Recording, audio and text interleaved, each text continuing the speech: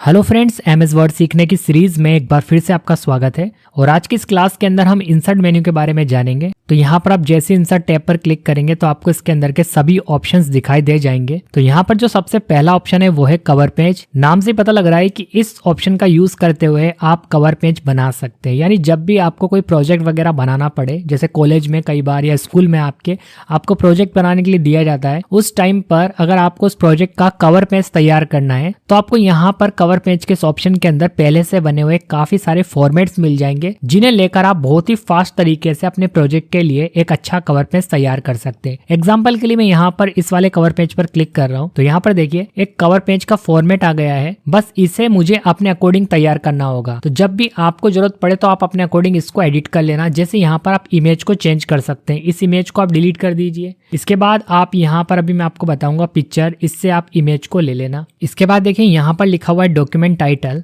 तो यहाँ पर आप अपने प्रोजेक्ट के हिसाब से टाइटल दे सकते हैं और यहाँ पर आप एक सब टाइटल दे सकते हैं। जैसे मैं यहाँ पर लिख देता हूँ माइक्रोसॉफ्ट वर्ड, और यहाँ पर आप अपने प्रोजेक्ट के हिसाब से जो भी लिखना चाहे वो लिख सकते हैं, इसे एडिट कर सकते हैं।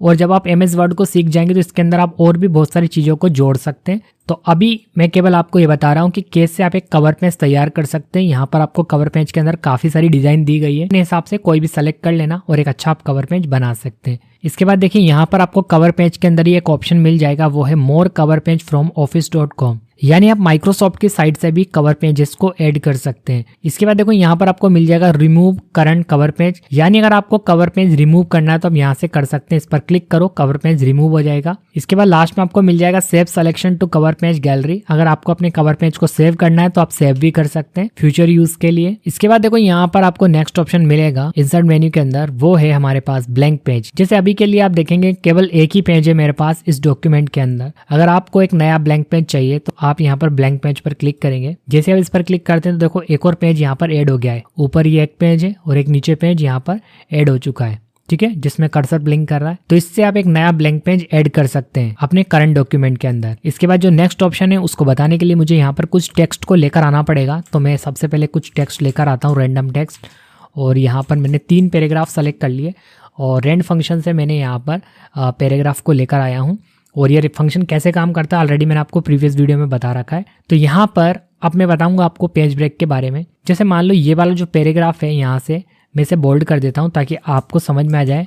मैं कहना ये चाह रहा हूँ कि इसके बाद जहाँ डॉक्यूमेंट लिखा हुआ है इसके बाद का ये जो पैराग्राफ है, इसे अगर आपको नेक्स्ट पेज में भेजना है तो आप डायरेक्ट पेज ब्रेक पर क्लिक कर दो। तो इससे क्या होगा, जो पैराग्राफ है ना वो नेक्स्ट पेज में चला जाएगा। देखो यहाँ पर आ गया।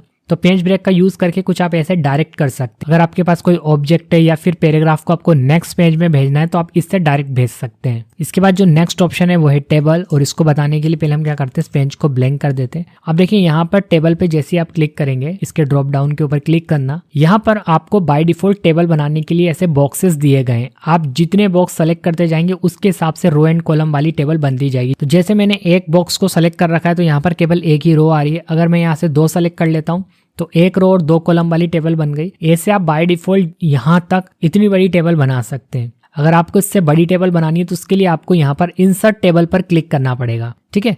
बाय डिफॉल्ट तो आप इतनी बड़ी बना सकते हो। जैसे मैंने इतने बॉक्सेस सेलेक्ट करे तो इतनी बड़ी बन गई। अब मान लो इससे बड़ी बनानी हो तो उसके लिए फिर आपको यहाँ पर इंसर्ट टेबल, इस पर क्लिक करना पड़ेगा। अब यहाँ पर जितनी बड़ी टेबल बनानी है, जैसे मान लो आपके पास कोई डॉक्यूमेंट है, हार्ड कॉपी है आपके पास, उसमें टेबल बनी हुई है, तो आप कॉलम्स को काउंट कर लो और रो को काउंट कर लो। तो कॉलम में आप काउंट करने के बाद कॉलम एंटर कर देना। जैसे मैं एग्जांपल के लिए 4 एंटर कर देता हूँ। और उसके बाद रो को काउंट करके यहाँ पर रो एंटर कर देना। एग्जांपल के लिए मैं 3 एंटर कर देता हूँ। और किसी भी ऑप्शन को छेड़ना नहीं और डायरेक्ट ओके पर क्लिक कर देना। तो उतनी ही रो और कॉलम वाली टेबल आ जाएगी जितने आपने एंटर करे थे, ठीक है। ऐसे आप चाहें तो टेबल को ड्रॉ भी कर सकते हैं। यहाँ पर लिखा है ड्रॉ टेबल, इस पर क्लिक करें और जैसे आप पेपर पर पेन से ड्रॉ करते हैं वैसे आपको यहाँ पर ड्रॉ करना है। जैसे मैंने यहाँ पर एक लाइन खींची, ठीक है, और यहाँ पर नीचे लेके गया तो एक बॉक्स बन गया। अब मैं क्या करूँगा, यहाँ पर एक लाइन खींच रहा हूँ, यहाँ पर एक लाइन खींच रहा हूँ। इससे बेनिफिट ये भी है कि आप अपने हिसाब से कॉलम की साइज को रख सकते हैं। जैसे मुझे एक छोटा सा कॉलम चाहिए, छोटा सा ले लिया। ऐसे आपको रो बना देनी है, ये रोज बन गई, ठीक है। तो आप टेबल को ड्रॉ कर सकते हैं किस ऑप्शन की हेल्प से, यहाँ पर आपको मिल जाएगा ड्रॉ टेबल। इसके बाद देखिए जो नेक्स्ट ऑप्शन है वो है हमारा टेबल के अंदर कन्वर्ट टेक्स्ट टू टेबल, और इसकी हेल्प से आप टेक्स्ट को टेबल में बदल सकते हैं। जैसे मेरे पास एक नेम वाली फील्ड है और एक क्लास वाली फील्ड है, ओके, अब मुझे टेबल बनानी हो, मान लो जैसे नीचे नेम भी लिखे होते या क्लास भी लिखी होती तो वो भी हो जाता। केवल मैं इतना ही सेलेक्ट कर रहा हूँ। टेक्स्ट को सेलेक्ट करने के बाद आपको क्या करना है, यहाँ टेबल में जाना है और यहाँ पर मिलेगा कन्वर्ट टेक्स्ट टू टेबल, इस पर क्लिक करना है और यहाँ पर ओके कर देना है। तो यहाँ पर आप देखेंगे एक टेबल फॉर्मेट में ये जो डेटा है वो आ चुका है। इसके बाद देखो यहाँ पर एक और ऑप्शन है टेबल बनाने का, वो है एक्सेल स्प्रेडशीट। इसका मतलब है इस पर क्लिक करेंगे आप तो एक एक्सेल का जो सॉफ्टवेयर है वो ओपन हो जाएगा और इसके अंदर आपको एक शीट मिलेगी। इस शीट के अंदर आप जो भी डेटा एंटर करेंगे, टेबल वगैरह बनाएंगे एक्सेल से। अगर आपको MS एक्सेल आता है तो आप यहाँ से बात को समझ जाएंगे, और अगर आपको नहीं भी आता है एक्सेल तो पहले आप MS वर्ड को कंप्लीट सीख लें। उसके बाद मैंने एक्सेल पर एक डिटेल वीडियो बनाया हुआ है, उस वीडियो को देखकर आप एक्सेल भी सीख सकते हैं और उस वीडियो का लिंक भी आपको डिस्क्रिप्शन बॉक्स में मिल जाएगा। तो यहाँ पर क्या करना है, मुझे ये जो एक्सेल शीट ओपन हुई है इसके अंदर टेबल बना लेनी है। जैसे मैंने यहाँ पर नेम ले लिया और यहाँ पर मैं ले लूँगा सिटी, और देखो यहाँ पर मैं कोई भी नाम डाल दूंगा। जैसे मैं अभी AB डाल देता हूँ, A, यहाँ पर B, और सिटी में मैं कुछ भी एंटर कर देता हूँ। जैसे मैंने यहाँ पर JIPUR जयपुर एंटर कर दिया और यहाँ पर मैं भोपाल एंटर कर देता हूँ। अब इसे मैं टेबल फॉर्मेट में बदल लूँगा। अगर आपको एक्सेल आता है तो आपको आता होगा कि यहाँ से आप इसमें बॉर्डर लगा सकते हैं। नहीं आता है कोई बात नहीं, एक्सेल का कंप्लीट वीडियो है, आप यहाँ से देख लीजिए। मैंने इसको इस पर बॉर्डर लगा दिए। सेलेक्ट करने के बाद मैंने यहाँ से इस पर बॉर्डर लगाई है और अब मैं बाहर क्लिक कर दूंगा। बस जैसे बाहर क्लिक करूंगा तो जो टेबल मैंने एक्सेल में बनाई थी वो MS वर्ड में आ जाएगी। कुल मिलाकर एक्सेल में काम करेंगे आप, और वो जो आपने काम करा एक्सेल में उस शीट को आप MS वर्ड में ला सकते हैं इस ऑप्शन की हेल्प से। तो इसके लिए तो आपको MS एक्सेल भी आना जरूरी है, ठीक है। तो आप बाद में सीखकर इस ऑप्शन को यूज में ले सकते हैं। इसके बाद आपको यहाँ पर मिल जाएगा क्विक टेबल्स का ऑप्शन, और यहाँ पर पहले से बनी हुई कुछ टेबल्स मिल जाएंगी आपको जिस भी स्टाइल की टेबल पसंद आ रही हो आपको जस्ट क्लिक करना है और वैसे ही फॉर्मेट वाली एक टेबल आपके सामने आ जाएगी। इसे आप अपने अकॉर्डिंग एडिट कर सकते हैं। तो इतने तरीके थे यहाँ पर टेबल को बनाने के। इसके बाद यहाँ पर नेक्स्ट ऑप्शन है वो है पिक्चर्स, और इस पर क्लिक करके आप अपने इस डॉक्यूमेंट के अंदर पिक्चर को लेकर आ सकते हैं। जैसे डिस डिवाइस, इस पर क्लिक करेंगे तो आप अपने कंप्यूटर से कोई भी पिक्चर को जो आपने डाउनलोड करके रखी हुई उसे इस डॉक्यूमेंट के अंदर ला सकते हैं। एग्जांपल के लिए मैं अपने कंप्यूटर से एक इमेज को सेलेक्ट करता हूं और यहाँ से मैंने एक इमेज को सेलेक्ट करा और इंसर्ट कर दिया, ठीक है। तो एक इमेज आ गई है। अब आपको एक इंपॉर्टेंट बात बता रहा हूँ, बिल्कुल ध्यान से समझना। जब भी कोई आप इमेज को लेकर इसके अंदर आओगे तो उसके बाद यहाँ पर पिक्चर फॉर्मेट वाला ये मेन्यू एक्टिवेट हो जाएगा। ये बाय डिफॉल्ट एक्टिवेट नहीं रहता, जब भी आप इमेज लेकर आओगे तभी एक्टिवेट होगा। अब अगर आप इस इमेज को मूव करना चाहोगे ना, मतलब मूव करने का मतलब है आपको यहाँ से खसका के यहाँ लाना है, कहीं भी खसकाना हो तो खसकेगी नहीं है, फिक्स हो गई है। तो इसे खसकाने के लिए पिक्चर फॉर्मेट वाले इस मेन्यू में जाकर आपको रैप टेक्स्ट में जाकर स्क्वायर करना जरूरी है। जब तक इसे नहीं करोगे तब तक ये इमेज मूव नहीं होगी। अब देखो आप इसे इमेज को कहीं भी मूव कर सकते हैं। छोटा करना हो, इमेज की साइज छोटी करनी हो तो आपको अपने माउस का पॉइंटर इन डॉट्स पर लेके आना है। जिधर से भी छोटा करना हो आपको चारों तरफ डॉट्स मिल जाएंगे। जब माउस का पॉइंटर इस पर लेकर आ जाओगे तो डबल एरो बनेगा, बटन दबाकर माउस से ऐसे आपको दबाना है तो छोटा हो जाएगा, ऐसे आप जूम करोगे तो बड़ा हो जाएगा, ठीक है। तो ऐसे छोटा बड़ा कर सकते हो आप अपनी इमेज को, कहीं भी लगा सकते हो। बट जब भी आप इमेज को लेकर आओ तो फॉर्मेट वाले इस मेन्यू में जाना। आपको पुराने वाले वर्जन में फॉर्मेट के नाम से ही मिलेगा, केवल यहाँ पर पिक्चर फॉर्मेट के नाम से है ये। तो फॉर्मेट मेन्यू के अंदर जाने के बाद रैप टेक्स्ट आपको जरूर मिल जाएगा और उसमें से आप स्क्वायर जरूर कर लेना, तभी आप इमेज को मूव कर पाएंगे, अदरवाइज मूव नहीं होगी। बाकी फॉर्मेट मेन्यू मैं आपको आगे चल के और डिटेल में बताऊंगा। अभी हम फिलहाल इंसर्ट मेन्यू में चलते हैं और यहाँ पर हम नेक्स्ट ऑप्शन को जानते हैं पिक्चर के अंदर, वो है स्टॉक इमेजेस। यहाँ पर आप स्टॉक इमेजेस को यूज कर सकते हैं। डायरेक्ट आप यहाँ पर क्लिक करेंगे, जिस भी इमेज को आप सर्च भी कर सकते हैं। अगर आपको कोई पर्टिकुलर टाइप की इमेज चाहिए जो आपके कंप्यूटर में नहीं है तो आप यहाँ से सर्च करके इंसर्ट कर सकते हैं। आप चाहो तो आइकन्स ले सकते हैं। देखो काफी सारे आपको यहाँ पर आइकन्स मिल जाएंगे। आप यहाँ पर देखो ऐसे कुछ आपको इमेजेस मिल जाएंगी, जैसे पीपुल्स वगैरह की इमेज है यहाँ पर, जिनमें बैकग्राउंड नहीं है, आप इन्हें यूज कर सकते हो डायरेक्ट। और यहाँ पर आपको स्टिकर्स मिल जाएंगे, इलस्ट्रेशंस मिल जाएंगे आपको काफी सारे, आप डायरेक्ट अपने डॉक्यूमेंट में यूज़ कर सकते हैं। जैसे साइकिल चाहिए, मान लो आपको अपने इस पर क्लिक करा और इंसर्ट पर क्लिक कर दिया तो देखो यहाँ पर बाइसिकल आ गई। तो स्टॉक इमेजेस के अंदर कुछ ऐसा है, ठीक है। इसके बाद आपको पिक्चर्स के अंदर ही यहाँ पर मिलेगा ऑप्शन ऑनलाइन पिक्चर का। यहाँ से आप ऑनलाइन पिक्चर को सर्च कर सकते हैं और आपको जो भी पिक्चर यहाँ से चाहिए वो आपको मिल जाएगी। आप सर्च कर सकते हैं, सर्च करने के बाद आप इंसर्ट कर सकते हैं। इसके बाद जो नेक्स्ट ऑप्शन है वो है हमारे पास शेप्स का। शेप्स के अंदर आपको डिफरेंट टाइप्स ऑफ शेप्स मिल जाएंगी। आपको अपने डॉक्यूमेंट में जब भी आप कोई प्रोजेक्ट बना रहे हैं, कोई काम कर रहे हैं, किसी पर्टिकुलर शेप्स की जरूरत पड़ रही है तो आप इसमें ढूंढ कर देखना। जो शेप्स आपको चाहिए वो आप यहाँ से जस्ट ऐसे सेलेक्ट करेंगे। एग्जाम्पल के लिए मैं यहाँ से एक सर्कल लेता हूँ और उसके बाद आपको इस पर ड्रॉ करना है। माउस का बटन दबाना है और आगे ऐसे बढ़ाना है माउस को, उससे आप यहाँ पर इमेज को ड्रॉ कर सकते हैं। कोई भी शेप्स जो है वो आप ड्रॉ कर पाएंगे। कलर वगैरह इसमें चेंज करना हो तो अगेन यहाँ पर आपका जो फॉर्मेट मेन्यू एक्टिवेट हो जाएगा और यहाँ पर आपको मिल जाएगा कलर फिल करने के लिए शेप फिल का ये ऑप्शन। यहाँ से आप कलर को फिल कर सकते हैं। इसके अंदर यहाँ पर आपको different types of colour fill करने के ऑप्शन मिल जाएंगे और यहाँ पर आपको इसके अंदर पिक्चर भी फिल कर सकते हैं। अगर आपको इसके अंदर इमेज लगानी हो तो आपको पिक्चर फिल करने का ऑप्शन मिल जाएगा। फ्रॉम अ फाइल, यहाँ से हम हमारे कंप्यूटर से कोई भी इमेज को सेलेक्ट कर लेते हैं जिसके अंदर हमें फिल करना हो। जैसे मैं यहाँ पर इस इमेज को इसके अंदर इंसर्ट कर देता हूँ, देखो इस तरह से। और मैं आपको डिटेल में बताऊंगा यहाँ पर जो फॉर्मेट मेन्यू है आगे चलकर। फिलहाल वापस हम इंसर्ट में चलते हैं और यहाँ पर जानते हैं नेक्स्ट ऑप्शन वो है आइकॉन्स के बारे में। यहाँ पर आपको काफ़ी सारे आइकॉन्स मिल जाएंगे, तो जो भी आपको रिक्वायरमेंट हो, कभी आप कोई डॉक्यूमेंट तैयार कर रहे हो, कभी कुछ बना रहे हो आप, तो आपको हो सकता है आइकन की जरूरत पड़े, तो आप यहाँ से डायरेक्ट क्लिक करेंगे और इंसर्ट पर क्लिक कर देंगे, वही आइकन आ जाएगा जो आपने सेलेक्ट करा है। नेक्स्ट ऑप्शन है हमारे पास इंसर्ट के अंदर वो है 3D मॉडल्स और इसके अंदर आपको मिलेगा ऑप्शन सेलेक्ट करने का ऑनलाइन स्टॉक 3D मॉडल्स के थ्रू। इससे पहले वाला जो ऑप्शन है ये बोलता है कि अगर आपके कंप्यूटर में 3D मॉडल्स है तो आप अपने कंप्यूटर से भी लेकर आ सकते हैं, लेकिन मेरे केस में मेरे पास कोई 3D मॉडल नहीं है तो मैं यहाँ पर स्टॉक 3D मॉडल्स पर क्लिक करूंगा और यहाँ पर मैं आपको दिखाऊंगा कि देखो काफ़ी सारे 3D मॉडल्स होते हैं। जब भी आपको ज़रूरत पड़े आप यहाँ से सर्च कर सकते हैं और सर्च करने के बाद जो भी आपके सामने आ रहा है आपको लगता है कि ये मेरे काम का है तो आप बस उस पर क्लिक करेंगे। जैसे मैं यहाँ पर इस गिफ्ट वाले इस ऑप्शन पर क्लिक करता हूँ और यहाँ पर मैं इसे और भी देखो मुझे इसके अंदर ऑप्शन मिल जाते हैं गिफ्ट के अंदर। जैसे ये वाला लेना है, मैंने इसे सेलेक्ट करा और इंसर्ट पर क्लिक कर देता हूँ तो देखो ये मेरे इसके अंदर आ जाएगा। पहले देखो ये आ गया है, ठीक है। इसको मैं 3D में होने की वजह से देखो घुमाकर भी देख सकता हूँ, क्योंकि 3D में तो मैं इसे घुमाकर देख सकता हूँ। इस तरीके से आप भी अपनी रिक्वायरमेंट के हिसाब से 3D मॉडल लेकर आ सकते हैं। नेक्स्ट ऑप्शन है यहाँ पर हमारे पास जो कि है स्मार्ट आर्ट और यहाँ पर जब आप क्लिक करेंगे तो आपको काफी सारे यहाँ पर अपने डेटा को रिप्रेजेंट करने के लिए आर्ट्स मिल जाएंगी। इनका यूज करते हैं जब आप कंपनी में जॉब करेंगे तब आपको हो सकता है इनकी जरूरत पड़े। फिलहाल आप अगर अभी लर्निंग मोड में तो आप इसका यूज ज्यादा ना करें, लेकिन सीखने के बाद जब आप काम करेंगे MS वर्ड के अंदर तब आपको इसकी जरूरत पड़ सकती है। इसकी हेल्प से आप अपने डेटा को अच्छे से रिप्रेजेंट कर पाएंगे। जैसे एग्जाम्पल के लिए मैं यहाँ पर एक ये सिंपल वाला ले लेता हूँ। देखो यहाँ पर वैसे बहुत तरह के आपको मिलेंगे, या फिर मैं एक काम करता हूँ यहाँ पे हायरार्की के अंदर जाता हूँ और यहाँ पर फर्स्ट वाली हायरार्की लेता हूँ। इस तरह के हायरार्की से हमें कई बार अपने डेटा को समझाने की जरूरत पड़ती है, तो मैं यही वाला लेकर दिखा देता हूँ और ओके करता हूँ। तो यहाँ पर मैं एक एग्जांपल देता हूँ आपको मूवी का। तो यहाँ पर जो आपको सबसे ऊपर फर्स्ट वाला बॉक्स दिखाई दे रहा है इसके अंदर मैं लिख दूंगा मूवी। एक्चुअल में मैं क्या करूंगा, मूवी के 3 पार्ट करूंगा। तो यहाँ पर मुझे इसकी जरूरत नहीं है, मैं इस पर क्लिक करता हूँ और इसे डिलीट बटन से, कीबोर्ड पे जो बटन होता है डिलीट, उससे डिलीट कर देता हूँ। तो मूवी के अंदर मैं 3 पार्ट डिवाइड करूंगा मूवी को, और वो है हॉलीवुड, बॉलीवुड और टॉलीवुड। हॉलीवुड हो गया हमारा, इसके बाद आएगा बॉलीवुड और इसके बाद आएगा टॉलीवुड।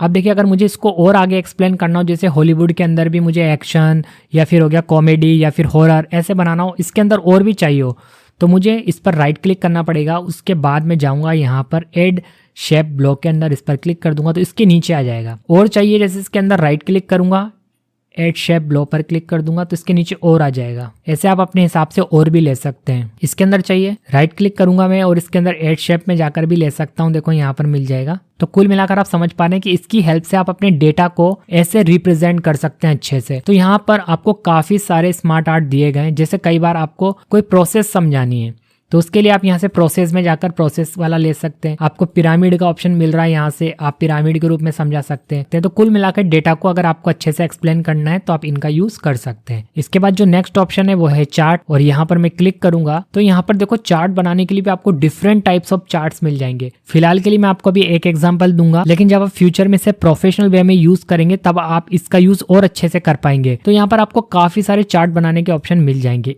इसकी हेल्प से आप अपने टेक्स्ट डाटा को ग्राफिकल तरीके से समझा सकते हैं। जैसे मैं आपको एक एग्जांपल देता हूँ, यहाँ से कॉलम वाला ले लेता हूँ और ओके कर देता हूँ। बहुत सारे हैं वैसे तो यहाँ पर। इसको लेते ही आपके सामने MS एक्सेल की जो स्प्रेडशीट है या जो शीट है वो सामने आ जाएगी। ये देखो यहाँ पर है। अब यहाँ पर देखो मैं आपको एक्सप्लेन करता हूँ, ध्यान से समझना। यहाँ जो आप डेटा एंटर करोगे इस एक्सेल शीट के अंदर, ये एक्सेल ओपन हुआ है, यहाँ जो आपने डेटा एंटर करा होगा उस डेटा के अकॉर्डिंग ये ग्राफ बनता जाएगा। तो कंपनी में होता क्या है कि डेटा होता है, उस डेटा को आपको ग्राफ के रूप में समझाना होता है। जैसे यहाँ पर मैं एग्जांपल लेता हूँ कि 3 मंथ ले लेता हूँ कोई से भी, जैसे मैंने ले लिया यहाँ पर जनवरी, फरवरी और मार्च, ठीक है। अब यहाँ पर जनवरी, फरवरी, मार्च 3 मंथ है। 3 मंथ में कितनी कितनी सेल हुई और किस किस प्रोडक्ट की हुई, वो प्रोडक्ट मैं यहाँ पर लिख देता हूँ। एग्जांपल के लिए मैं लिख देता हूँ यहाँ पर कीबोर्ड, यहाँ पे लिख देता हूँ माउस, यहाँ पे लिख देता हूँ मॉनिटर और यहाँ पर लिख देता हूँ प्रिंटर। तो यहाँ पर देखो मैं डेटा चेंज करूंगा। जैसे जनवरी में केवल हमारे 50 कीबोर्ड ही सेल हुए, फरवरी में हमने 100 टच कर दिया और मार्च में केवल हमने 20 सेल ही करा। तो जैसे मैं यहाँ पर डेटा एंटर करूंगा उसके हिसाब से देखो यहाँ पर ग्राफ में चेंज होता जा रहा है। तो यहाँ पर आपको पता लग रहा होगा कि जनवरी के लिए कलर ये है, फरवरी के लिए ये है और मार्च के लिए ये है। अब देखेंगे आप कि कीबोर्ड का जो सेल है वो 50 है, तो देखो कलर जो है वो थोड़ा नीचे है, लेकिन जो कीबोर्ड है ना वो फरवरी के अंदर बहुत ज्यादा सेल हुए, इसलिए देखो फरवरी का जो कलर है वो बहुत ऊपर जा रहा है कीबोर्ड के अंदर। तो इससे पता लग रहा है आपको कि यहाँ पर आप जो डेटा एंटर करोगे उसके हिसाब से ग्राफ चेंज होता जाएगा। जैसे यहाँ पर मैं प्रिंटर की जो सेल है वो फरवरी में बढ़ाना चाहता हूँ, तो इसके लिए मैंने यहाँ पर 50 कर दिया। तो यहाँ पर आप देख पा रहे हो कि फरवरी का जो कलर है वो प्रिंटर के अंदर बढ़ गया है। तो कुल मिलाकर जब आप कंपनी में काम करोगे तो वहां पर ऐसा डेटा होता है जिसे आपको ग्राफिकल फॉर्मेट में समझाना होता है। बहुत जरूरत पड़ती है जब आप सेल रिपोर्ट वगैरह तैयार करते हो, तब आप इसकी हेल्प ले सकते हो। सेल रिपोर्ट वगैरह तैयार करके आप अच्छे से दिखा सकते हो। तो फिलहाल अभी इस ऑप्शन को इतना ही रहने देते हैं। आपको मेरी बात तो समझ में आ गई होगी। तो जो चार्ट मैंने तैयार करा था वो यहाँ आ चुका है। तो इंसर्ट के अंदर आपको मिलेगा ये ऑप्शन चार्ट और इसके अंदर आपको डिफरेंट टाइप्स ऑफ स्टाइल मिल जाएगी। ये जरूरत पड़ने पर ही यूज में लाया जाता है। कुल मिलाकर आपको समझना है कि आप जो भी लेंगे उसके लिए एक एक्सेल शीट ओपन हो जाएगी, उसमें आप जो डेटा एंटर करेंगे उसके हिसाब से चार्ट बन जाएगा। इसके बाद यहाँ पर नेक्स्ट ऑप्शन है वो है स्क्रीनशॉट का, और नाम से पता लग रहा है कि आप इससे स्क्रीनशॉट ले सकते हैं। इस पर क्लिक करेंगे हम यहाँ से और यहाँ पर हमें मिलेगा स्क्रीन क्लिपिंग, इस पर क्लिक करना है। इस पर क्लिक करने के बाद बैकग्राउंड में जो भी आपकी वेबसाइट ओपन होगी, जो भी कुछ बैकग्राउंड में चल रहा होगा या आपने कोई वेबसाइट ओपन कर रखी होगी, तो वहां से डायरेक्ट स्क्रीनशॉट ले सकते हैं। एग्जांपल के लिए मैंने यहाँ पर अपने MS वर्ड की प्लेलिस्ट को ओपन कर रखा था। अगर मुझे इसका पूरे का स्क्रीनशॉट लेना है तो मैं यहाँ से कोने से सेलेक्ट करूंगा। केवल मुझे इन दोनों का लेना है, जितना भी स्क्रीनशॉट लेना हो उतना ही सेलेक्ट कर लो, ऑटोमेटिक आपके MS वर्ड में आ जाएगा। ठीक है, उतनी ही पिक्चर कट के यहाँ पर आ जाएगी जो भी आपने बैकग्राउंड में ओपन कर रखा होगा। तो कुल मिलाकर आप इससे स्क्रीनशॉट ले सकते हैं, जितना बड़ा आपको लेना हो आप ले सकते हैं। यहाँ से केवल देखो मैं इतना ही ले लेता हूँ, पर पीछे जो खुला होगा केवल उसका ही स्क्रीनशॉट लिया जा सकता है। इसके बाद ये विकिपीडिया वगैरह का ऑप्शन है, यहाँ से आप अपनी विकिपीडिया से कोई भी टेक्स्ट को लेकर आ सकते हो, बट इसको यहाँ से यूज करने की जगह आप डायरेक्ट गूगल पे सर्च कर लेना। इसके बाद यहाँ पर नेक्स्ट ऑप्शन है वो है ऑनलाइन वीडियो का। आप यहाँ से कोई भी ऑनलाइन वीडियो लगा सकते हैं अपने डॉक्यूमेंट के अंदर। तो एग्जाम्पल के लिए मैं क्या करता हूँ, अपना ही एक वीडियो का लिंक इसके अंदर ऐड कर दूंगा और वो वीडियो यहाँ पर लग जाएगा। तो पहले मैं एक वीडियो को ओपन करता हूँ, उसका जो लिंक है उसे कॉपी कर लेता हूँ। तो यहाँ पर मैंने अपनी प्लेलिस्ट का लिंक है इसको कॉपी कर लिया है। आप भी कोई भी वीडियो का लिंक कॉपी कर सकते हैं जिसको भी आपको अपने डॉक्यूमेंट में प्ले करना हो। तो मैंने एग्जाम्पल के लिए इसे कॉपी कर लिया और यहाँ पर जाऊँगा मैं ऑनलाइन वीडियोज़ के अंदर और यहाँ पर मैं उस लिंक को पेस्ट कर दूंगा। तो या तो आप राइट क्लिक करके पेस्ट कर सकते हैं या फिर आप कंट्रोल के साथ V दबाकर पेस्ट कर सकते हैं। और इंसर्ट पर मैं क्लिक कर दूंगा तो देखो यहाँ पर एक वीडियो लग गया है, इसे प्ले भी किया जा सकता है। देखिए फ्रेंड्स, इसके बाद जो नेक्स्ट ऑप्शन है वो है हमारे पास लिंक, और इसका यूज करते हुए आप अपने डॉक्यूमेंट में लिंक क्रिएट कर सकते हैं। जब कोई इस लिंक पर क्लिक करेगा तो वो उससे रिलेटेड वेबसाइट पे पहुंच जाएगा जिस काम को करने के लिए आपने लिंक दिया हो। एग्जाम्पल के लिए अगर मैं बात करूं तो जैसे मैं क्या करता हूँ, जब PDF क्रिएट करता हूँ अपने स्टूडेंट्स के लिए, नोट्स वगैरह बनाता हूँ, तो उस नोट्स के अंदर मुझे कई बार ऐसी जरूरत पड़ती है, मुझे किसी वेबसाइट पर भेजकर सॉफ्टवेयर डाउनलोड करवाना होता है या फिर मुझे अपना वीडियो प्ले करवा कर दिखाना होता है। तो मैं क्या करता हूँ, लिंक क्रिएट कर देता हूँ। जैसे देखो मैं आपको समझाता हूँ। यहाँ पर मैंने क्या करा, एक PDF फाइल तैयार करी है। SQL एक लैंग्वेज होती है, इसके लिए मैंने एक PDF तैयार करी है। ये एक एग्जाम्पल है, ठीक है, ये मेरे पास ऑलरेडी थी तो मैं इसके जरिए आपको समझाता हूँ कि लिंक कैसे क्रिएट करते हैं।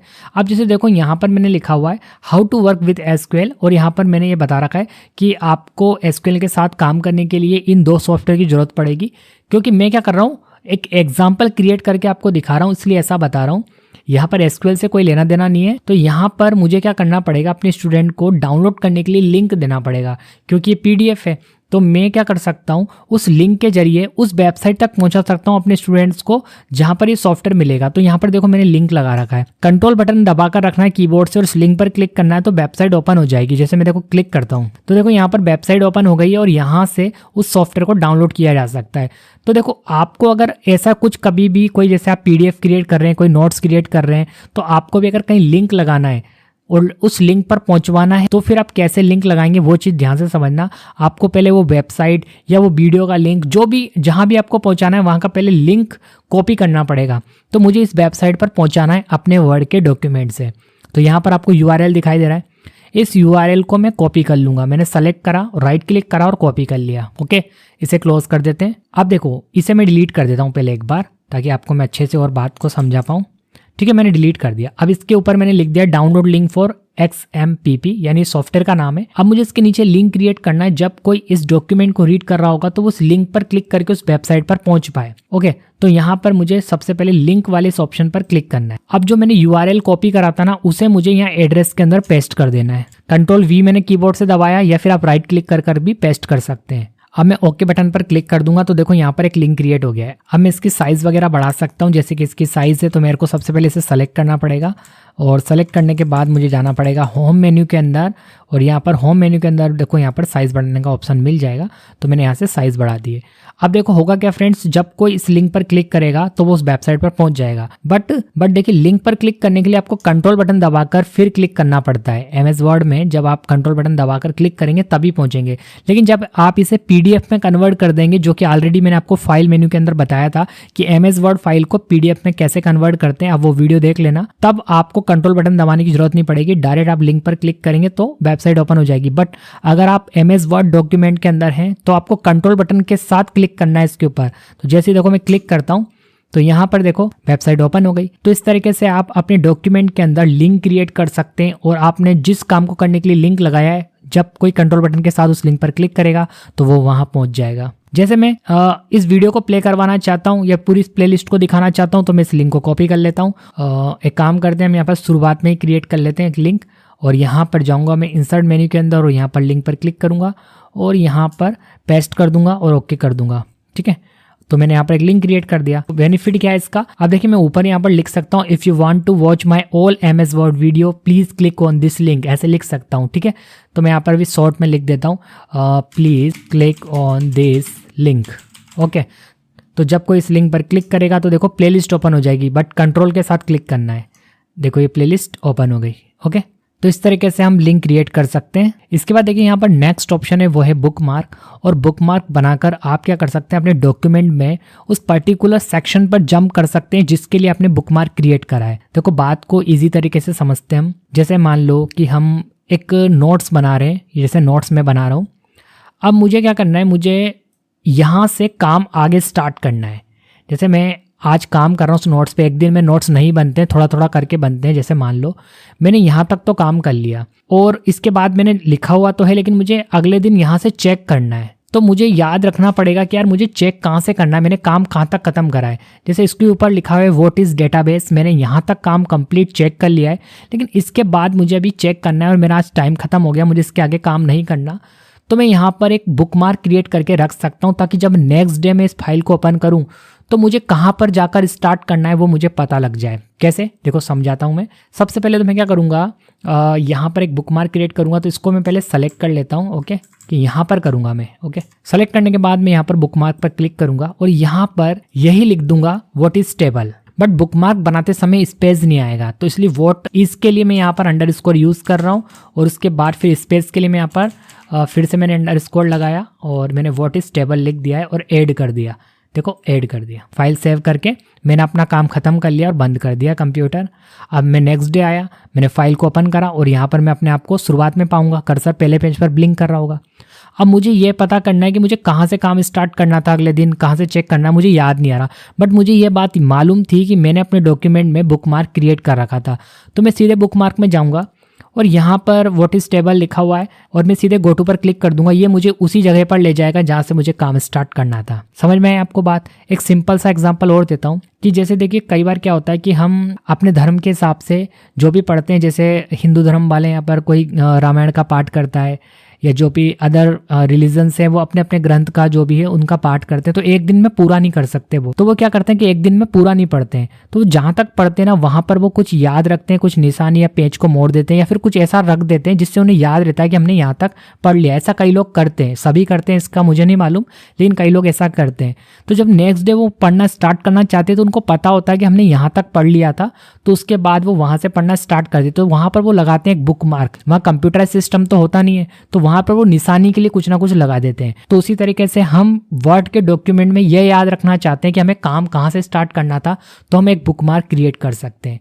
तो एक मैंने बहुत ही बेसिक सा एग्जांपल दिया था आपको इस बात को और अच्छे से समझाने के लिए। इसके बाद देखिए यहाँ पर जो नेक्स्ट ऑप्शन है वो है क्रॉस रेफरेंस, और क्रॉस रेफरेंस को समझने के लिए सबसे पहले आपको बुकमार्क आना बहुत जरूरी है, क्योंकि मैं क्रॉस रेफरेंस को बुकमार्क के जरिए यूज करूंगा। ठीक है, तो बुकमार्क अगर आपने सीख लिया अभी जो मैंने आपको बताया, तो फिर आप क्रॉस रेफरेंस को अच्छे से यूज में ले पाएंगे। अब देखिए आप इसको किस तरीके से यूज करेंगे, मैं आपको एक एग्जाम्पल बनाकर दिखा रहा हूँ। हो सकता है आप इसको दूसरे तरीके से भी यूज कर लें जब आपको और अच्छे से प्रैक्टिस हो जाए। फिलहाल मेरे जरिए जो एग्जाम्पल है, जैसे मैं अपने स्टूडेंट्स के लिए नोट्स तैयार कर रहा हूँ, अब इस नोट्स के अंदर मुझे शुरुआत में रेफरेंस के लिए कुछ टॉपिक्स लगाने। कोई चाहता है कि डायरेक्ट उस टॉपिक पर पहुंचना पहले ही, जैसे मान लो मैंने यहाँ पर बहुत सारे शॉर्ट में टॉपिक लिख रखे हैं, अब किसी को डायरेक्ट उस टॉपिक पर जाना और पूरा पहले पढ़ना है, तो मुझे उस काम को करने के लिए अपने डॉक्यूमेंट में क्रॉस रेफरेंस क्रिएट करना पड़ेगा। हो सकता है देखिए आपको अभी मेरी बात समझ में नहीं आई, लेकिन मैं भी आपको प्रैक्टिकल के जरिए बताता हूँ। जैसे देखो हम यूज में लेकर देखते हैं, मैंने जैसा कि आपको बोला कि सबसे पहले आपको बुकमार्क लगाना पड़ेगा। जैसे देखो व्हाट इज एसक्यूएल, इसके लिए मैं एक बुकमार्क क्रिएट कर लेता हूँ। तो मैंने इसे सेलेक्ट करा। ओके, सेलेक्ट करने के बाद यहाँ पर मैं जाऊँगा बुकमार्क में। बुकमार्क बनाना मैंने आपको सिखा दिया, जो लिखा है वही लिख दो, सबसे बेटर तरीका वही है, क्योंकि क्रॉस रेफरेंस में मैं पूरा टॉपिक लेने वाला हूँ, इसलिए मैं वही लिखना चाहता हूँ। वैसे बुकमार्क बनाते समय ऐसा जरूरी नहीं है कि जो लिखा है वही लिखना है, हमें कुछ भी वर्ड लिख देंगे हमें वहां पर पहुंचा देगा। बट अभी बात को समझना कि क्रॉस रेफरेंस के लिए मुझे वही लिखना है जो यहाँ लिखा हुआ है।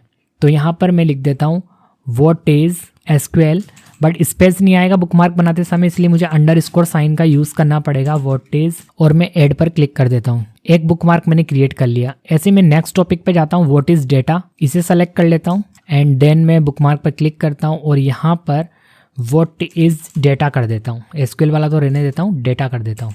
ओके, ऐड कर देता हूँ। ऐसे एक टॉपिक और ले लेते हैं, व्हाट इज डेटाबेस। ऐसे आप कितने भी ले सकते हैं, जरूरी नहीं है, मैं यहाँ पर सिर्फ 3 ही लेने वाला हूँ। और मैंने यहाँ पर बुकमार्क पर क्लिक करा और यहाँ पर एक और ले लेता हूँ, डेटाबेस। ये मेरे नोट्स हैं, तो मुझे बहुत फायदा मिल रहा है आपको समझाने के लिए। अगर आपके पास ऐसा कोई डॉक्यूमेंट नहीं है तो फिर आपको पहले क्रिएट करना पड़ेगा। मेरे पास ऑलरेडी था, इसलिए मुझे समझाने में हेल्प हो रही है आपको। और मैं ऐड पर क्लिक कर देता हूँ। तो मैंने यहाँ पर 3 बुकमार्क क्रिएट कर लिए। आगे के टॉपिक के लिए भी मैं क्रिएट कर सकता था, बट टाइम बचाने के लिए मैं केवल 3 ले रहा हूँ। और अब मैं फर्स्ट पेज पर आ गया और मैंने यहाँ पर क्लिक कर दिया। अब मैं जाऊँगा क्रॉस रेफरेंस में और यहाँ से बुकमार्क सेलेक्ट करूंगा। क्या करूंगा? बुकमार्क। तो देखिए यहाँ पर जो भी बुकमार्क हमने क्रिएट करे थे वो सभी हमें दिखाई दे जाएंगे। तो एक एक करके मैं सारे इंसर्ट करूंगा। सारे मैंने ले लिए और यहाँ से मैं एंटर कर देता हूँ, अलग कर देता हूँ इन्हें और यहाँ पर क्वेश्चन मार्क लगा देता हूँ। अब देखो बेनिफिट क्या है वो मैं आपको समझाने वाला हूँ, ध्यान से समझना कि क्रॉस रेफरेंस का यूज क्या है। अब जैसे ये मैं एक नोट्स बना रहा था, तो मैंने क्या करा, जो फर्स्ट पेज है उस पर सभी टॉपिक लिख दिए कि इस नोट्स के अंदर कौन कौन से टॉपिक डिटेल में है। अब जैसे जो इस नोट्स को पढ़ रहा है मैंने बनाकर कंप्लीट कर दिया और अपने स्टूडेंट्स को दे दिया ऑनलाइन। अब मान लो कि कोई इस नोट्स को पढ़ रहा है और वो व्हाट इज डेटाबेस पहले ये जानना चाहता है, तो मैंने यहाँ पर क्रॉस रेफरेंस बनाया हुआ है। बस मैं एक ऊपर नोट डाल दूंगा कि आपको किसी भी टॉपिक पर पहुंचना है तो बस कंट्रोल बटन के साथ उस टॉपिक पर क्लिक करिए, आप डायरेक्ट उस टॉपिक पर पहुंच जाएंगे। ऐसा मैं एक इंग्लिश में नोट्स डाल सकता हूं, बट अभी मैं आपको समझा रहा हूं तो मैंने लिखा नहीं है। तो आप इस बात को ध्यान से समझना कि यहाँ पर जो भी मैंने शॉर्ट में टॉपिक लिखे हुए हैं, जब इस नोट्स को पढ़ रहा होगा कोई स्टूडेंट्स, उसे उस टॉपिक पर पहले ही जाना होगा, तो वो जस्ट कंट्रोल बटन के साथ उस टॉपिक पर क्लिक करेगा। जैसे व्हाट इज डेटाबेस, इस पर मैं क्लिक करता हूँ तो वो उस टॉपिक पर पहुंच जाएगा। देखो पहुंच गया। तो ये मैंने कैसे बनाया? क्रॉस रेफरेंस से बनाया। फिर से बताता हूँ मैं आपको। जैसे मान लो व्हाट इज एसक्यूएल पे पहुंचना है, तो देखो व्हाट इज एसक्यूएल पे पहुंच जाएगा। तो यहाँ पर हमने केवल 3 ही क्रॉस रेफरेंस बनाए थे, इसलिए 3 ही टॉपिक पर स्टूडेंट्स पहुंच सकता है। तो नोट्स वगैरह बनाते समय या फिर कोई ऐसा कंपनी में आपके पास डॉक्यूमेंट है जिसमें आपको क्रॉस रेफरेंस क्रिएट करना है कि डायरेक्ट उस टॉपिक पर पहुंचा जा सके, तो फिर आप बुकमार्क बनाकर क्रॉस रेफरेंस पर जा सकते हैं। करना क्या है, शॉर्ट में फिर से बता देता हूँ। सबसे पहले बुकमार्क बना लो, जिस जिस टॉपिक पर जाना उन सभी के बुकमार्क बना लो। फर्स्ट पेज पर आओ और बुकमार्क भी उसी नाम से बनाना जिस नाम से आपको यहाँ पर शॉर्ट टॉपिक चाहिए, ताकि वो टॉपिक यहाँ पर दिखाई दे सके। ओके, और फिर यहाँ पर क्रॉस रेफरेंस में आने के बाद बुकमार्क सेलेक्ट करके उन सभी टॉपिक को यहाँ पर ऐड कर लो और यहाँ पर आप एक मैसेज लिख दो ताकि सामने वाले को पता लगे कि यहाँ पर क्रॉस रेफरेंस बनाया गया है। तो वो उस पर कंट्रोल के साथ क्लिक करके डायरेक्ट पहुंच सकता है। ठीक है, अब मान लो यहाँ पर मैंने लिखा हुआ नहीं होता तो किसी को पता नहीं लगेगा, देखो कि यहाँ पर क्लिक करने से उस टॉपिक पे जाया जा सकता है। तो ऐसा लिख दो नोट बना करके, अगर आपको डायरेक्ट टॉपिक पर पहुँचना है तो कंट्रोल बटन के साथ क्लिक करो, वो उस टॉपिक पर पहुँच जाएगा। ठीक है, तो क्रॉस रेफरेंस का यूज़ कुछ इस तरीके से कर सकते हैं। सीखने के लिए, बात को समझने के लिए, अगर आपको समझ में नहीं आया तो यहाँ से वीडियो को थोड़ा पीछे करके दोबारा से देखिए, बात को दोबारा से समझिए और एक बार प्रैक्टिकल करके जरूर देखना, खुद से डेफिनेटली आपको आ जाएगा। बस इसमें थोड़ी सी प्रैक्टिस की जरूरत पड़ेगी, क्योंकि मैंने कई बार ऑफलाइन अपने स्टूडेंट्स को पढ़ाया तो देखा है कि एक बार में समझ में नहीं आता, इसलिए मैं आपको फिर से बोलना चाहूँगा कि प्रैक्टिस जरूरी है। इसके बाद जो नेक्स्ट ऑप्शन है वो है कमेंट, और कमेंट को समझाने के लिए यहाँ पर मैंने एक टेबल को बना के रखा हुआ है। तो देखिए कमेंट का यूज आप कब कर सकते हैं। अगेन मैं यहाँ पर आपको एक एग्जांपल दे रहा हूँ, आप अपने तरीके से डिफरेंट मैनर में इसको यूज कर सकते हैं, बट यहाँ पर मैं इसको एक टेबल के ऊपर यूज करके दिखा रहा हूँ। मेरे पास एक डेटा है जिसमें नेम है और यहाँ पर क्लासेस है। अब देखो मैंने एक एग्जाम्पल बनाकर आपको समझाने की कोशिश करी है, हो सकता है कि आप इसको अपने किसी और काम के लिए यूज में लें। जैसे मान लो यहाँ पर इस टेबल के अंदर ये स्टूडेंट्स हैं और इनकी क्लास है। अब मुझे क्या करना है, बहुत सारे नाम है, मान लो अभी एग्जाम्पल में तो कम है बट बहुत सारे नाम है और यहाँ पर बहुत सारी क्लासेस हैं। मुझे ये याद रखना है कि किसी किसी बच्चे की फीस नहीं आई है, बट मैं यहाँ पर लिखना नहीं चाहता, मैं उसके ऊपर अलग से कमेंट बनाकर लिख सकता हूँ, ताकि मुझे ये देखना हो कि किन किन बच्चों की फीस नहीं आई तो मुझे पता लग जाए। मैं यहाँ दिखाना नहीं चाहता लेकिन हिडन कमेंट बना सकता हूँ। तो कमेंट क्या करता है, डायरेक्ट शो नहीं होता, क्लिक करने पर शो होता है। तो जैसे समझो बात को, जैसे राजू नाम का जो स्टूडेंट है इसकी फीस नहीं आई है, तो मैंने यहाँ पर क्या करा, यहाँ क्लिक करके रखा हुआ है, ठीक है, राजू के ऊपर, और यहाँ पर मैं कमेंट पर क्लिक करूंगा तो यहाँ पर राजू के सामने एक बॉक्स बन जाएगा और यहाँ पर ऊपर आपके सिस्टम का जो भी नाम होगा, कंप्यूटर का नाम होगा, वो शो हो रहा होगा। तो इसका कोई फर्क नहीं पड़ता, आप यहाँ पर नीचे लिख दो जो भी आप लिखना चाहते हो इसके बारे में, राजू के बारे में। तो मैं यहाँ भी शॉर्ट में लिख देता हूँ कि अभी फीस जमा नहीं हुई है, फी डिड नॉट डिपॉजिट, ऐसे लिख देता हूँ। तो मैंने यहाँ पर लिख दिया फी डिड नॉट डिपॉजिट, ठीक है, और बाहर क्लिक कर दूंगा। ऐसे मान लो कि इस कमल की भी फीस जमा नहीं हुई, तो यहाँ रखूंगा मैं और कमेंट पर क्लिक करूंगा और यहाँ भी कमेंट लगा दूंगा same, fee did not deposit. अब देखिए दोनों सामने शो हो रहे हैं जो कि अच्छे नहीं लग रहे, तो हम क्या करेंगे, यहाँ पर रिव्यू मेन्यू के अंदर जाएंगे और यहाँ पर शो कमेंट्स वाला ये ऑप्शन ऑन है, इस पर क्लिक कर देंगे। तो अभी फिलहाल के लिए कमेंट बंद हो गया।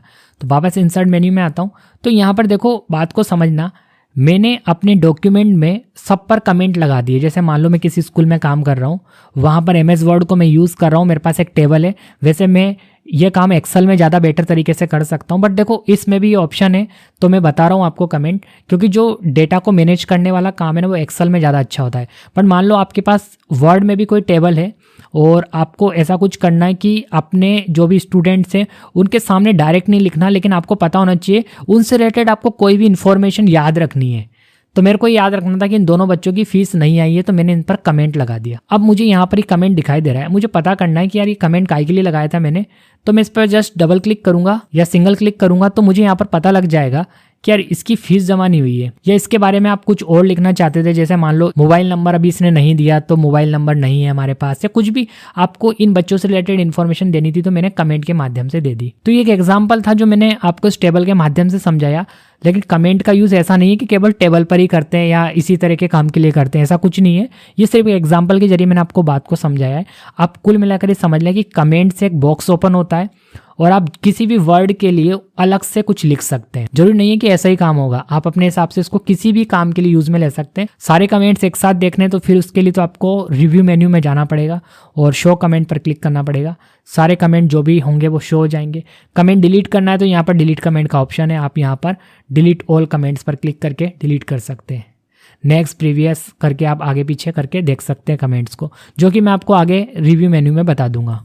इसके बाद जो नेक्स्ट ऑप्शन है वो है हेडर एंड फूटर। देखिए फ्रेंड्स, कई बार क्या होता है कि हमारे पास बहुत सारा डेटा होता है हमारे डॉक्यूमेंट के अंदर। जैसे देखो बहुत सारे पेजेस है, इसके अंदर बहुत सारा डेटा है। अब जब मैं नोट्स को तैयार कर रहा था उस समय में ये भूल गया यहाँ पर पेज नंबर डालना, या फिर कोई टॉपिक लिखना था मुझे उसके ऊपर, सबके ऊपर कोई कोई टाइटल देना था और वो मैं भूल गया।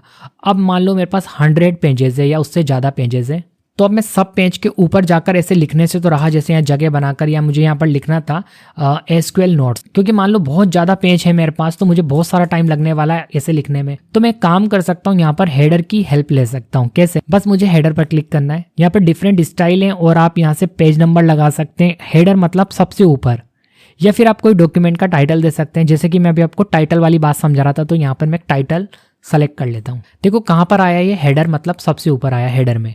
यहाँ पर मैं डॉक्यूमेंट का टाइटल लिख सकता हूँ जो भी मुझे सभी पेजेस पर चाहिए था, ये जितने भी पेजेस है ना उसके ऊपर लग जाएगा। तो यहाँ पर मैं लिख देता हूँ एसक्यूएल नोट्स, जो मुझे चाहिए था। ठीक है, अब देखो यहाँ पर मैं क्या करूँगा, बस क्लोज हेडर एंड फुटर इस पर क्लिक करूँगा। तो यहाँ पर ये जो टाइटल है देखो सभी पेज पर लग गया है, तो मुझे अलग से जाकर लगाने की ज़रूरत नहीं है।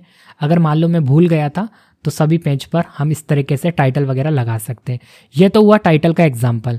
मान लो मुझे पेज नंबर लगाना हुआ तो पेज नंबर कैसे लगाएंगे, उसके लिए क्या करते हैं, पहले तो इसको हटा देते हैं, टाइटल को सिर्फ पेज नंबर लगा के दिखाता हूँ और यहाँ पर हेडर पे क्लिक करता हूँ। वैसे तो आप और भी टाइटल के साथ भी पेज नंबर भी रख सकते हैं।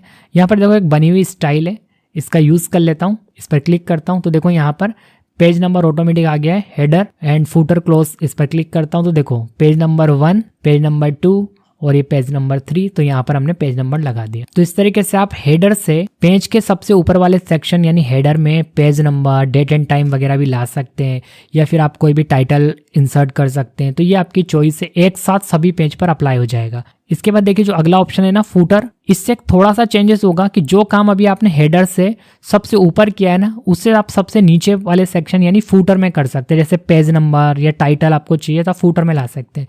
एक लेकर दिखा देता हूँ, पेज नंबर लेके दिखा देता हूँ। देखो लास्ट में आ रहा है, क्लोज कर देते हैं तो देखो पेज नंबर कहाँ लगा हुआ है, फुटर में लगा है, पहले हेडर में था। सभी पेज पर कहाँ अप्लाई हुआ है, देखो फुटर में, पेज नंबर 3, बहुत लाइट दिखाई दे रहा होगा आपको। तो इस तरीके से आप हेडर एंड फुटर का यूज कर सकते हैं। हेडर मतलब पेज के सबसे ऊपर हेडर वाले सेक्शन में, और फुटर मतलब सबसे नीचे वाले सेक्शन के अंदर। इसके बाद जो नेक्स्ट ऑप्शन है वो है पेज नंबर, और इससे आपके पेज में जो पेज नंबर शो हो रहा है ना, जैसे देखो यहाँ पर हो रहा है पेज नंबर 1, इसकी पोजीशन सेट कर सकते हो आप। जैसे देखो पेज नंबर, टॉप पेजेस, अब पेज के टॉप में आपको सबसे ऊपर चाहिए और कहाँ चाहिए, देखो यहाँ पर लेफ्ट साइड में आ रहा है तो यहाँ पर आप लेफ्ट में रख सकते हैं। सबसे ऊपर आएगा हेडर में और लेफ्ट में आएगा, देखो सबसे ऊपर आ रहा है और लेफ्ट में आ रहा है। इसके बाद यहाँ पर आपको बहुत सारे ऑप्शन मिल जाएंगे, इससे सेंटर में आएगा, इससे राइट में आएगा, तो ये आप अपने हिसाब से देख सकते हैं। आपको जो भी स्टाइल अच्छी लगे उसी हिसाब से आप पेज नंबर सेट कर सकते हैं। ये बॉटम के लिए है। तो कुल मिलाकर आप इस ऑप्शन से पेज नंबर की पोजीशन सेट कर सकते हैं और उसकी स्टाइल सेट कर सकते हैं। ठीक है, इसके बाद देखिए नेक्स्ट ऑप्शन है यहाँ पर टेक्स्ट बॉक्स। तो देखिए यहाँ से जब आप कर्सर से कोई टेक्स्ट लिखते हैं ना, उसकी आप पोजीशन चेंज नहीं कर सकते। जैसे मैं चाहूँ व्हाट इज डेटा और व्हाट इज डेटाबेस और व्हाट इज एसक्यूएल, इसको मैं उठाकर यहाँ साइड में लगा दूं तो ये लग नहीं सकता, क्योंकि ये पेज में लिखा हुआ है। अगर आपको टेक्स्ट को कहीं भी लगाना हो, जैसे साइड में, लेफ्ट में, राइट में, टॉप में, बॉटम में, तो उसके लिए फिर आपको यहाँ से टेक्स्ट बॉक्स लेना पड़ेगा और उसके अंदर लिख के फिर आप कहीं भी लगा सकते हो। काफ़ी सारी स्टाइल मिल जाएगी आपको टेक्स्ट लिखने के लिए, आपकी इच्छा है, जैसी आप चाहे वैसे ले सकते हैं। जैसे मैं यहाँ से ये वाली ले लेता हूँ। यहाँ पर मैं जो भी लिखूंगा ना, सपोज यही लिखा हुआ है, वैसे मैं इसे एडिट कर सकता हूँ देखो, पर यही लिखा रहने देता हूँ समझाने के लिए। अब बेनिफिट क्या है, देखो मैं इसको बॉर्डर पर क्लिक करके मूव कर रहा हूँ, और छोटा करना है तो वही डॉट पे ले जाकर, देखो कहीं भी रख सकते हैं हम।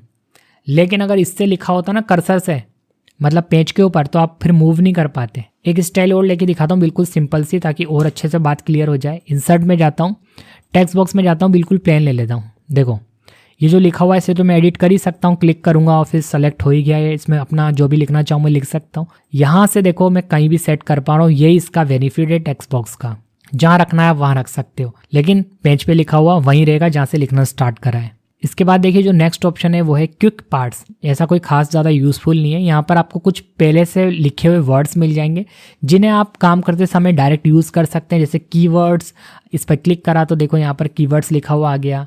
आप यहाँ पर कुछ अपने हिसाब से नया टेक्स्ट भी इसके अंदर ऐड कर सकते हैं, तो वो टेक्स्ट जो है वो शो हो जाएगा जब आपको यूज़ में लेना होगा। ठीक है, ऐसा कोई खास यूज़फुल नहीं है। इसके बाद देखो यहाँ पर आते हैं हम वर्ड आर्ट के अंदर, और ये जो है काफ़ी अच्छी डिज़ाइन है। आप अपने डॉक्यूमेंट में जब कुछ ऐसा डिज़ाइन करना चाहें जो अट्रैक्टिव लगे, तो आप यहाँ से डिज़ाइन ले सकते हैं टेक्स्ट की। जैसे मैं यहाँ पर ले लेता हूँ वर्ड आर्ट के अंदर ये वाली डिज़ाइन।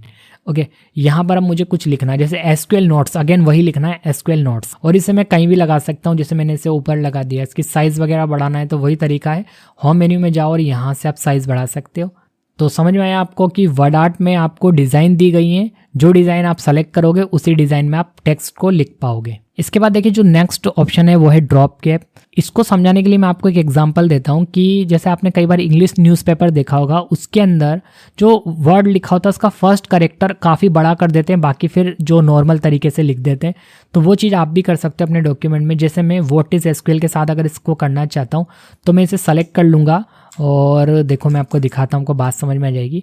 और यहाँ पर मैं जाऊँगा ड्रॉप कैप के अंदर और यहाँ से मैं स्टाइल को सेलेक्ट कर लूँगा। देखो ये वाली है हमारे पास, एक ये वाली है, तो यही रहने देता हूँ। तो देखो कुछ इस तरीके से हो गया व्हाट इज़ एसक्यूएल। डब्ल्यू जो था वो थोड़ा सा बड़ा दिखाई दे रहा है। इस तरह से आपने न्यूज़पेपर में देखा होगा, तो ऐसा काम आप अपने डॉक्यूमेंट के अंदर भी कर सकते हैं। इसके बाद देखिए यहाँ पर जो नेक्स्ट ऑप्शन है वो है सिग्नेचर लाइन, और इसका यूज़ करते हुए आप क्या कर सकते हैं, अपने डॉक्यूमेंट में एक डिजिटल सिग्नेचर कर सकते हैं। अब डिजिटल सिग्नेचर का मतलब थोड़ा डिफरेंट है यहाँ पर। जैसे मेरे को इस डॉक्यूमेंट को यहीं ख़त्म करना है, तो मैं क्या कर सकता हूँ, यहाँ पर अपना सिग्नेचर कर सकता हूँ। अब सिग्नेचर वैसे नहीं है जैसे कि आप पेपर पर करते हैं, समझना भी। मैं इसके अंदर फिल करके दिखाता हूँ आपको। जब मैंने इस ऑप्शन पर क्लिक करा तो ये बॉक्स खुला है और इसके अंदर कुछ इन्फॉर्मेशन मुझे ऐड करनी पड़ेगी। जैसे ऊपर बोला जा रहा है कि मुझे यहाँ पर अपना नाम एंटर करना है, तो मैं यहाँ पर अपना नाम एंटर कर देता हूँ। तो यहाँ पर मैं काम करता हूँ, यहाँ पर यूट्यूबर एंटर कर देता हूँ, एग्जाम्पल है ये, और एक ईमेल एड्रेस आ जाएगा यहाँ पर, और ओके कर दूंगा। तो देखो यहाँ पर एक क्रॉस लग गया, एक लाइन खिंच गई है, और इसके बाद मेरा नाम और यहाँ पर डेजिग्नेशन आ चुका है। तो इसका मतलब ये है कि ये डॉक्यूमेंट यहीं एंड हो चुका है। जब आपको अपने डॉक्यूमेंट की एंडिंग करनी हो तो कुछ इस तरीके से कर सकते हैं। एक तरह का ये सिग्नेचर का काम करता है, ठीक है। इसके बाद अब कुछ लिखा नहीं जा सकता। अगर ऐसा करके अगर आपने डॉक्यूमेंट प्रिंट करके दे दिया तो इसका मतलब एंडिंग है ये, ठीक है। तो कुछ इस तरीके से इसका यूज़ होता है जो मैंने बता दिया। हो सकता है आप इसका यूज़ कभी ना करो। इसके बाद यहाँ पर नेक्स्ट ऑप्शन है वो है डेट एंड टाइम। नाम से पता लग रहा है कि इसका यूज़ करते हुए आप सिस्टम की जो करंट डेट एंड टाइम है आपके कंप्यूटर में, उस समय जो भी करंट डेट एंड टाइम होगी जब आप इस वीडियो को देख रहे होंगे, प्रैक्टिकल कर रहे होंगे, वो आप यहाँ पर लेकर आ सकते हैं। जैसे अभी के लिए यहाँ पर जैसे मुझे ये वाली डेट यहाँ पर लेकर आनी है, तो यहाँ पर मैं क्लिक करूँगा तो यहाँ पर देखो डेट आ गई है, ठीक है। ऐसे आप सिस्टम का जो करंट टाइम है वो लेकर आ सकते हैं। जब भी आपको सिस्टम की करंट डेट एंड टाइम की ज़रूरत पड़ रही है तो आप क्या करें, टाइप करने की जगह यहाँ से लेकर आ सकते हैं डेट एंड टाइम वाले इस ऑप्शन से। यहाँ पर आपको डिफरेंट फॉर्मेट मिल जाएंगे, जैसे ईयर पहले, मंथ बाद में, मंथ पहले, ईयर बाद में, ऐसे ऑप्शन यहाँ पर आपको काफ़ी सारे मिल जाएंगे। नेक्स्ट ऑप्शन है यहाँ पर ऑब्जेक्ट्स, और इसकी हेल्प से आप किसी दूसरे सॉफ्टवेयर में काम करके उसकी फाइल को इसके अंदर लेकर आ सकते हैं। किसके अंदर, आप क्या सीख रहे हैं, एमएस वर्ड, और वर्ड के अंदर आप किसी दूसरे सॉफ्टवेयर में काम करके इसकी फाइल को लेकर आ सकते हैं। फिलहाल के लिए हो सकता है अभी आपको दूसरे सॉफ्टवेयर की नॉलेज ना हो, तो यहाँ पर एक मैं सिंपल सा सॉफ्टवेयर बता देता हूँ, वो है बिटमैप इमेज, यानी पेंटिंग की मैं बात कर रहा हूँ। जब मैंने इसे सेलेक्ट करा यहाँ से, आपको अगर अदर सॉफ्टवेयर जैसे एक्सेल, पावर पॉइंट की नॉलेज हो तो आप उसमें काम करके भी फाइल को यहाँ पर ला सकते हैं। यहाँ पर नाम आ रहे हैं बहुत सारे, आप यहाँ से सेलेक्ट करना। लेकिन फिलहाल के लिए मैं यहाँ पर बिटमैप इमेज को सेलेक्ट कर रहा हूँ और ओके कर देता हूँ। तो देखो पेंटिंग वाला जो सॉफ्टवेयर है वो ओपन हो गया है। मैं यहाँ से क्या करूँगा, कुछ भी एक सिंपल सा पेंट कर लेता हूँ। जैसे मैंने यहाँ पर एक सर्कल बनाया है, इसमें कलर फिल कर लेता हूँ। सिर्फ एक एग्जाम्पल है ये, मैंने कलर फिल करा और मैं इसे क्लोज कर देता हूँ। तो देखो यहाँ पर वो आ गया है। तो इसी तरीके से अगर आपको अदर सॉफ्टवेयर की नॉलेज है तो आप उसमें काम करोगे, वो काम यहाँ पर आ जाएगा। किसके अंदर, वर्ड डॉक्यूमेंट के अंदर। किससे, ऑब्जेक्ट वाले ऑप्शन से। नेक्स्ट ऑप्शन है यहाँ पर इक्वेशन। देखो अगर आप मैथ्स का पेपर टाइप कर रहे हैं, अगर आपको मैथ्स की नॉलेज है, आपको पेपर तैयार करना है, तो आप यहाँ से इक्वेशन ले सकते हैं। काफ़ी सारी आपको इक्वेशंस मिल जाएंगी यहाँ पर। जस्ट क्लिक करोगे तो इक्वेशन आ जाएगी। अब देखो ये इक्वेशन नहीं चाहिए, आपको खुद से अपने हिसाब से इक्वेशन बनानी, तो उसके लिए यहाँ पर एक इक्वेशन बार है। यहाँ से आप सारे इक्वेशन जो है वो बना सकते हैं, लेकिन इसके लिए आपको एक तो मैथ्स की नॉलेज होना जरूरी है, तो फिर आप यहाँ पर बना पाएंगे। क्योंकि एमएस वर्ड तो आपको आ ही गया होगा, तो फिर आप एडिट तो कर ही सकते हैं यहाँ से। एक इसके अंदर बहुत ही अच्छा सा ऑप्शन बताता हूँ मैं आपको इक्वेशन का, जो एमएस वर्ड में खुद से पेपर बनाएंगे उनके लिए बहुत यूज में आएगा। इक्वेशन में जाना है और यहाँ पर इंक इक्वेशन पर क्लिक करना है। यहाँ पर अब आपको जो भी इक्वेशन चाहिए ना उसे सिर्फ यहाँ पर लिखना है। जैसे आप नोटबुक पर पेन से लिखते हैं ना, वैसे लिखना है। अभी मैं माउस से लिख रहा हूँ, लेकिन लिखने के लिए एक डिजिटल पैड आता है और उससे अगर लिखते हैं तो बहुत सफाई से लिखाई में आएगा, और जो यहाँ लिखोगे वो इक्वेशन यहाँ बन जाएगी। जैसे मैं लिखता हूँ, देखो यहाँ पर लिखकर भी दिखाता हूँ आपको मैं, ए स्क्वायर। जैसे मैंने ए बनाया, ए स्क्वायर लगाया, तो देखो यहाँ पर ए स्क्वायर हो गया प्लस बी स्क्वायर। देखो ये समझ जाएगा, इस मैंने 2 थोड़ा सा ऐसे कर दिया था। देखो ए स्क्वायर प्लस बी स्क्वायर, ये होना चाहिए था, वो मेरे को 2 बनाना था, बट मैं क्या माउस से लिख रहा हूँ ना, इसलिए अच्छे से नहीं हो रहा। देखो मैं दोबारा से लिखता हूँ स्क्वायर, तो ये हो जाएगा, देखना अभी ए स्क्वायर प्लस बी स्क्वायर हो गया। और इंसर्ट पर क्लिक करता हूँ तो देखो यहाँ पर इक्वेशन बनी हुई आ गई। तो जिसको मैथ्स आती है बस उसको लिखना है और वो इक्वेशन यहाँ पर आ जाएगी। तो इक्वेशन से आप कुछ ऐसा काम कर सकते हैं। इसके बाद नेक्स्ट और लास्ट ऑप्शन है, वो है हमारा सिंबल। कई बार हम एमएस वर्ड में काम कर रहे हैं या कोई डॉक्यूमेंट बना रहे हैं तो हमें सिंबल्स की जरूरत पड़ जाती है और वो सिंबल्स डायरेक्ट कीबोर्ड पर बटन दबाने से नहीं बनते। तो फिर हम क्या करेंगे, सिंबल्स में जाएंगे। तो यहाँ पर देखो काफ़ी सारे सिंबल्स आपको दिखाई दे जाएंगे, जैसे अल्फा बीटा गामा भी है यहाँ पर। अगर आपको बीटा चाहिए तो बीटा ले, हम सिंबल्स में जाकर यहाँ से ले सकते हैं। और यहाँ पर आपको मिल जाएगा मोर सिंबल्स का ऑप्शन, इसके अंदर जाकर भी आप सिंबल्स को सेलेक्ट कर सकते हैं। यहाँ से और भी सिंबल्स मिल जाएंगे आपको, तो आप अपनी जरूरत के हिसाब से यहाँ से सिंबल्स इंसर्ट कर सकते हैं। तो इस तरीके से आप एमएस वर्ड के अंदर इंसर्ट मेन्यू का यूज़ कर सकते हैं।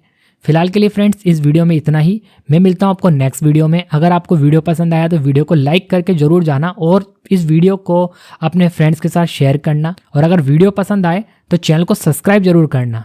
मैं मिलता हूँ आपको नेक्स्ट वीडियो में। Thanks for watching.